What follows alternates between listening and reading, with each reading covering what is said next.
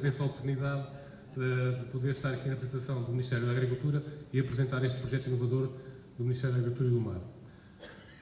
A Bolsa Nacional de Terras é um projeto do Ministério da Agricultura, um projeto inovador, criado em dezembro de 2012, implementado em maio de 2013, e esta é a nossa visão. Nós pretendemos potenciar o máximo aproveitamento e utilização do território rural português.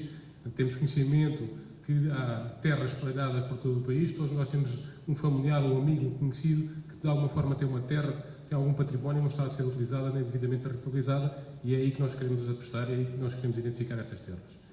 Porquê criar uma Bolsa Nacional de Terras?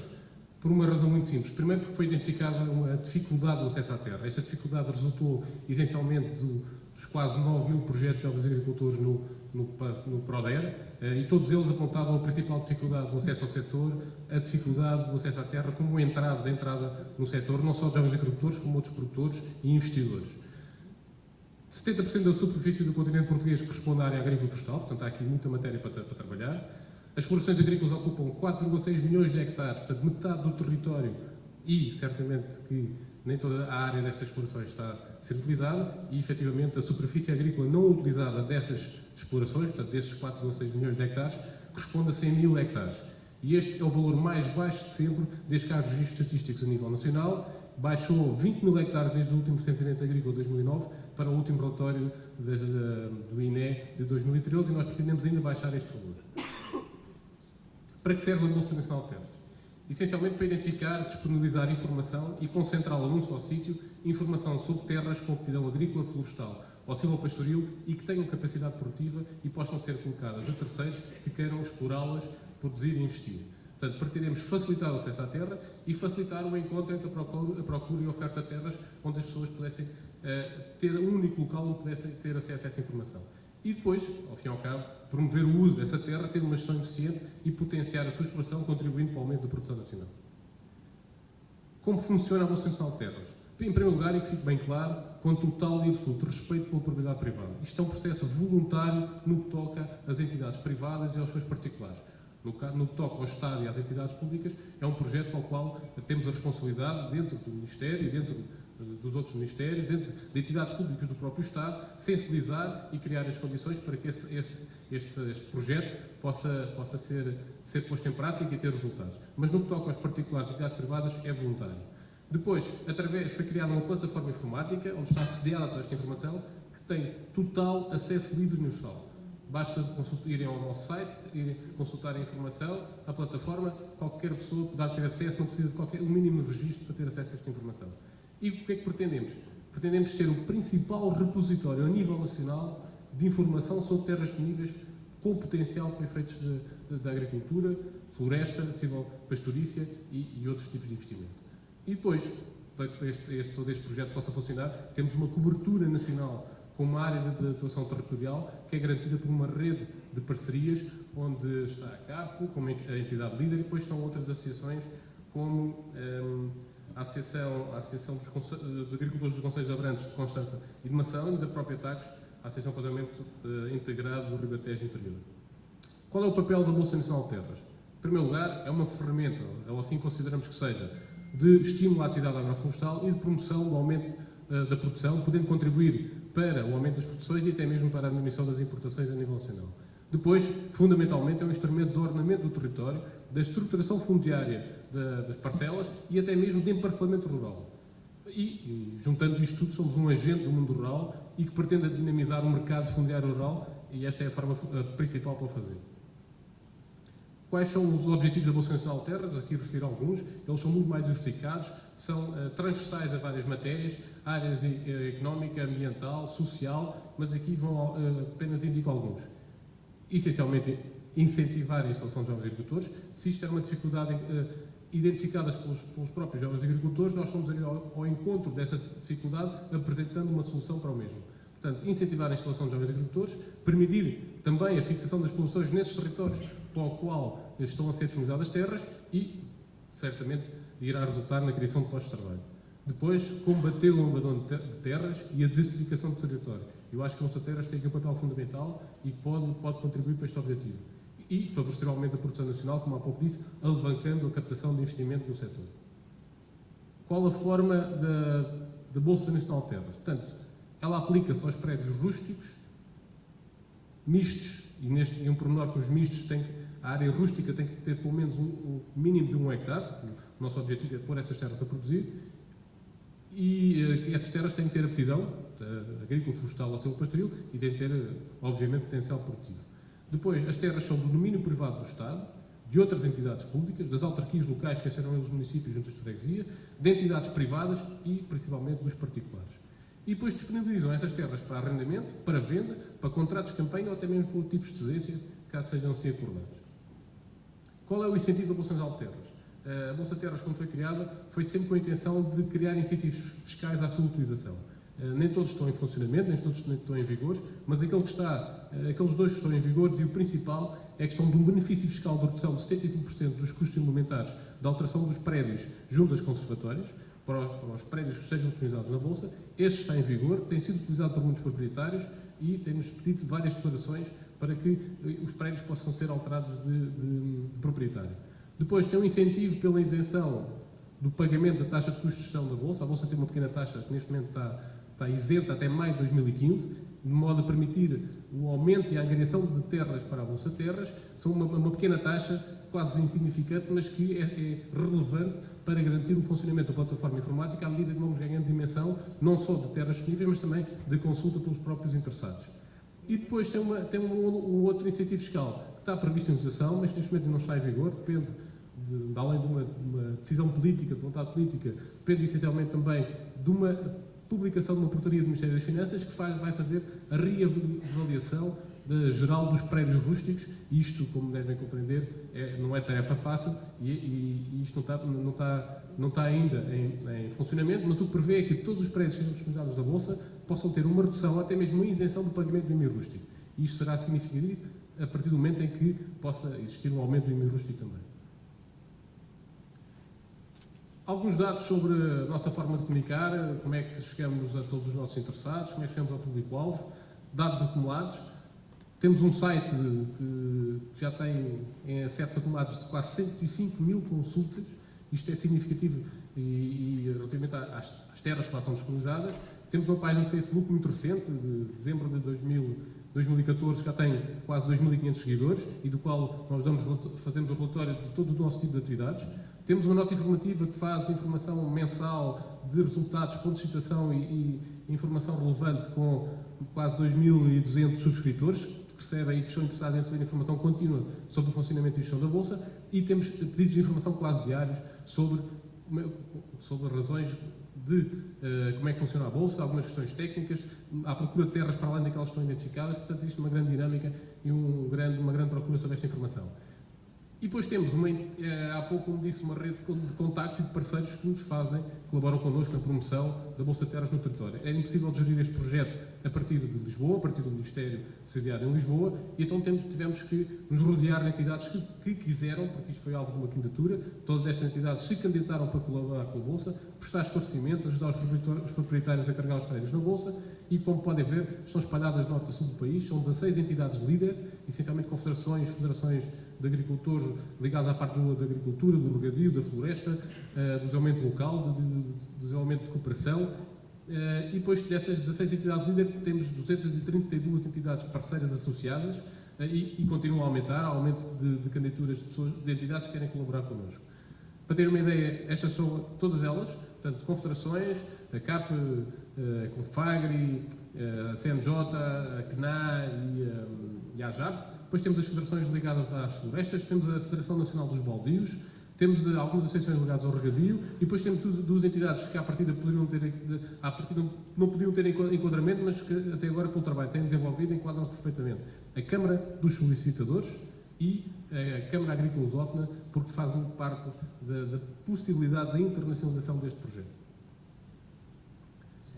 Para terem noção da evolução da Bolsa de Terras, portanto, como há pouco disse, esta tem sido a evolução dos acessos ao próprio site e à própria plataforma, desde a altura em que foi criado até 2014, sempre a subir e continua.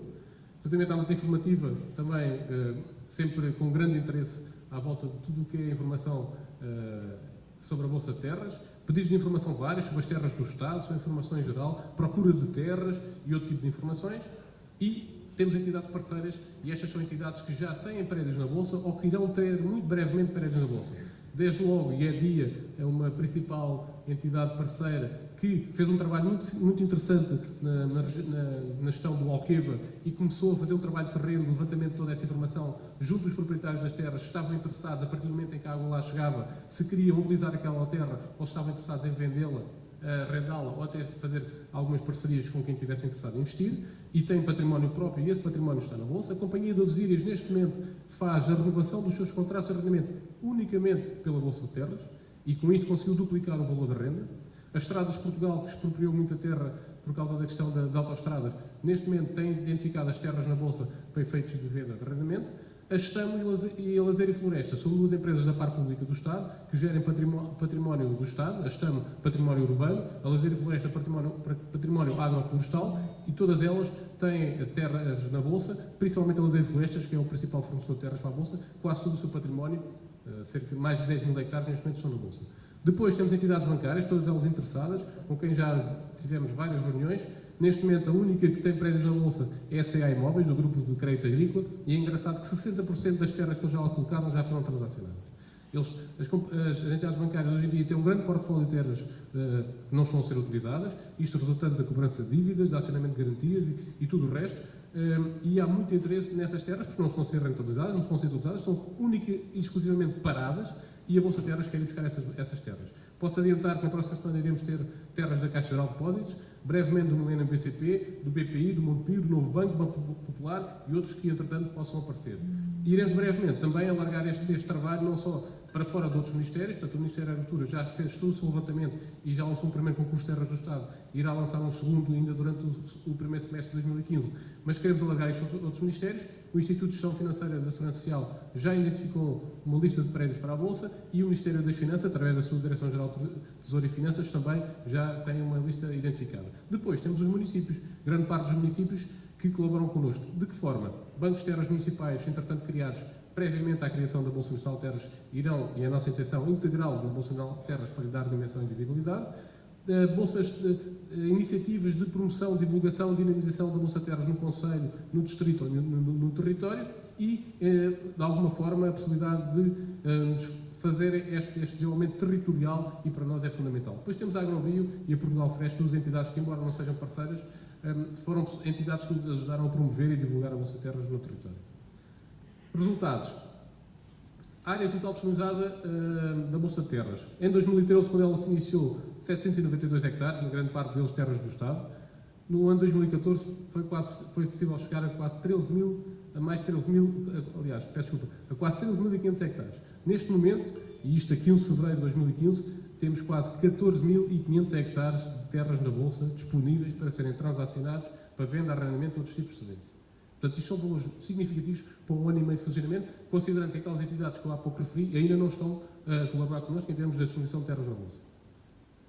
A área total por entidade, destaca-se aqui o Estado, e se na altura da Bolsa de Terras o primeiro dedo foi apontado ao Estado, era que ele tinha dado o exemplo. Aqui está o exemplo que o Estado deu na sua identificação, levantamento e distribuição de terras, mas ainda, é claro que ainda há muito a fazer, porque estas terras do Estado e de outras entidades públicas são do Ministério da Agricultura, são daquelas empresas que eu há pouco referi, e ainda falta aqui alguma coisa em termos de levantamento junto de outros ministérios. Em termos de privados, o número tem vindo a subir, mas já são mais de 2.000 hectares de terras de privados disponíveis, e isto os privados funcionam muito pelo exemplo, ficam à espera que o Estado dê o exemplo, o Estado já o deu, já começaram a perceber que isto é um instrumento que funciona, que tem as suas vantagens, já perceberam que há privados, já negociaram terra através da Bolsa, e então aí começam a ficar mais sensibilizados e convencidos nos resultados da Bolsa. A dispersão das terras por regiões. Destacam-se duas grandes regiões, o Alentejo e o Centro. O Alentejo porquê? Pela questão da barragem do Alqueva, pela dinâmica que aquela região está a ter e pela sensibilidade que aqueles proprietários têm de saber que se não estão a utilizar terra, certamente existirá procura para que aquela terra seja arrendada ou vendida. Isto resulta do potencial que existe ao nível do Distrito de 10 e do Distrito de Beja. A região Centro, por uma razão também muito simples, a empresa Lazer e Floresta, que gera muito do património agroflorestal do Estado, concentra aqui grande parte das suas explorações, ainda por cima agroflorestais, e daí a razão do centro. Lisboa e Valtejo têm alguma coisa já identificada, o Norte e o Algarve são duas regiões onde nós temos de trabalhar por razões diferentes. O Algarve, por ter uma grande pressão urbanística das terras e as pessoas estão sempre à espera que aquela terra valha mais do que realmente tem o valor real, isto porque estão à espera que passe a possível urbanização, portanto, e daí a razão de não haver grande disponibilidade de terras no Algarve, na região norte, por várias razões. A ausência de cadastro, pequena propriedade e o grande afeto que o pessoal do norte tem à terra e à dificuldade de se verem livres dela e acharem que aquilo tem de ser passado de herança em herança, de família em família. Portanto, tem que ser feito aqui algum trabalho de sensibilização nesta área. Em termos de aptidão cultural, quase 10 mil hectares são de área florestal, quase 4 mil de aptidão agrícola e alguns de silvopastoril. Área total cedida a terceiros. Isto é, a Bolsa de Terras não funciona se as terras apenas entrarem na Bolsa. As terras têm que sair na Bolsa, tem que haver aqui uma dinâmica de entrada e saída, de negociação, de transação. Portanto, dos 792 hectares que haviam disponíveis em 2013, neste momento, na altura, foram transacionados 50. Pouco significativo. No entanto, em 2014 já foram transacionados mais de 2.000 hectares. Isto já é representativo de algum sucesso que a Bolsa de Terras possa ter. E neste momento já são 2.630 hectares, ainda sem contar com o concurso das terras do Estado. Isto representa quase 20% do total disponibilizado. Portanto, 20% das terras que foram colocadas na Bolsa já foram transacionadas de alguma forma. Portanto, isto é significativo, sendo que, e posso acrescentar, que 67% das terras que já foram transacionadas são de privados e 70% dessas terras são para venda. Portanto, há aqui uma grande procura. O difícil é muitas vezes fazer coincidir a oferta que nós temos com a procura que existe. Ou porque a procura é em grandes dimensões e nós ainda não temos essa capacidade, ou porque a procura é muito específica em determinada região, as pessoas procuram sempre terras na sua zona de residência e nós, por alguma razão, ainda não conseguimos disponibilizar, embora seja esse o nosso objetivo. Quase todos os distritos, à exceção do distrito de Viana do Castelo, já têm terras disponíveis na Bolsa. Seria uma grande ambição nossa, e para lá, e para isso temos de trabalhar, continuar a trabalhar, que todos os concelhos tivessem terras disponíveis. Concurso das terras do Estado, só para terem uma noção de em que ponto é que ele está. Primeira fase, 25 terras, 730 hectares, e essencialmente terras das direções regionais de agricultura, que têm sido parceiros na identificação dessas terras. Terras que eram de centros experimentais, de quintas, explorações, que faziam extensão rural, experimentação, até mesmo alguma investigação, que face à redução de investimento financeiro e humano, deixaram de utilizar e rentabilizar essas terras, e essas terras foram identificadas na Bolsa para a cedência a terceiros. Dessa primeira fase de 25 terras foi tirada uma terra por razões de interesse público, para fazer a instalação num comando distrital da PSP no norte, na zona de Braga, e foram apresentadas 161 candidaturas de respectivas propostas para 25 terras. Portanto, daqui demonstra-se que há interesse, há procura, as pessoas estão... isto criou uma grande expectativa e um grande interesse relativamente às pessoas que queriam ter terra disponível para produzir. Já estamos na parte da notificação dos candidatos, da ordenação das propostas, portanto, quem se candidatou já sabe se ficou ou não em primeiro lugar relativamente à ordenação das propostas. Estamos só a cumprir prazos legais para que seja feita a decisão final da adjudicação e eu julgo que isto na primeira semana de março estará concluído. Já estamos a trabalhar numa segunda fase de terras do Estado, que será lançado neste primeiro semestre de 2015. Já existem terras identificadas disponíveis no site da Bolsa de Terras para esta segunda fase, e esperemos que seja da mesma ordem de grandeza do primeiro, isto ainda só dentro do Ministério da Agricultura, porque pretendemos alargar isto a outros ministérios. E por fim, deixar a nossa mensagem. Achamos que ter terra abandonada é um luxo que o país não se pode prestar e, para isso, iremos contribuir de alguma forma e continuaremos a trabalhar. Fica à vossa disposição para qualquer questão ou dúvida. Muito obrigado.